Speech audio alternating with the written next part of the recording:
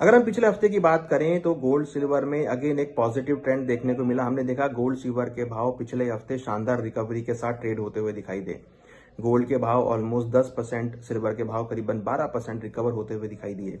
Gold के भाव ने नया हाई करीबन 1,59,000 के आसपास डोमेस्टिक मार्केट्स में और इंटरनेशनल मार्केट में $4990 के हाईज बनाए।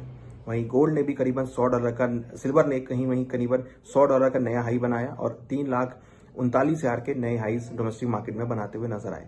तो जियोपॉलिटिकल टेंशन की वजह से, खरीदारी की वजह से, ट्रेंड फॉलो बाइंग की वजह से और एक सेफ हेवन के तौर पर हमने खरीदारी यहाँ पर लौटती हुई देखी। कहीं ना कहीं हमने देखा कि सिल्वर ईटीएफ, गोल्ड ईटीएफ में भी रिकवरी देखने को मिली। हालांकि हमने देखा था कि लोअर लेवल्स पे कहीं ना कहीं बाइंग आती हुई दिखाई दी, मगर इस हफ्ते हमने एक करेक्शन भी आता हुआ देखा था। तो लोगों ने बाय एंड डिप्स की स्ट्रेटेजी गोल्ड सिल्वर में बनती हुई नजर आई। तो अगर हम देखें तो यहाँ पे पिछला हफ्ता काफी वॉलेटाइल रहा, जहां पर निचले स्तरों पे गोल्ड सिल्वर में खरीदारी देखने को मिली। यहाँ अगर हम बात करें अगले हफ्ते की, तो अगला हफ्ता लगता है कि अगेन पॉजिटिव मूड में जा सकता है और यहाँ पर आपको खरीदारी देखने को मिल सकती है। गोल्ड में इंपॉर्टेंट सपोर्ट की अगर हम बात करें तो करीबन 1,48,000 काफी स्ट्रॉन्ग सपोर्ट रहेगा, जो कि करीबन 4920 के आसपास का सपोर्ट होगा। रेजिस्टेंस की अगर बात करें तो रेजिस्टेंस जो है करीबन 1,65,000 के आसपास होगा, जो कि करीबन $5,050 का रेजिस्टेंस होगा।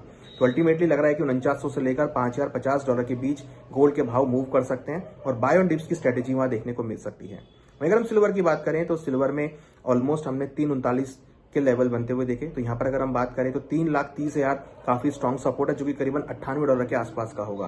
वहीं अगर हम रेजिस्टेंस की बात करें तो 3.5 लाख एक रेजिस्टेंस लेवल होगा, जो कि करीबन $105 के आसपास के लेवल्स होंगे।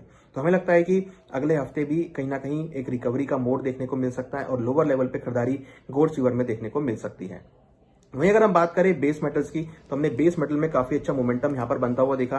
पिछले हफ्ते अगर हम बात करें तो कॉपर के भावों में हमने लोअर लेवल पर रिकवरी आती हुई देखी और कॉपर के भाव करीबन 2% इंक्रीज होते हुए नजर आए और करीबन 1316 के लेवल पे क्लोज होते हुए नजर आए।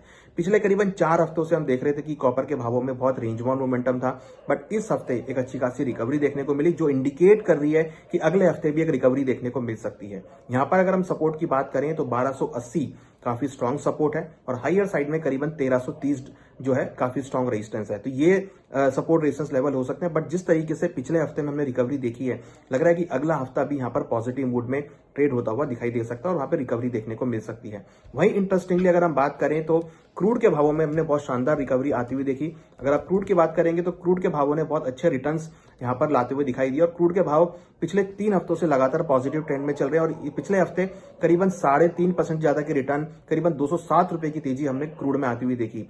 क्रूड के भाव इंटरनेशनल मार्केट में रिकवर होते हुए दिखाई दिए। जियोपॉलिटिकल टेंशंस की वजह से भी क्रूड के भावों में सपोर्ट आता हुआ दिखाई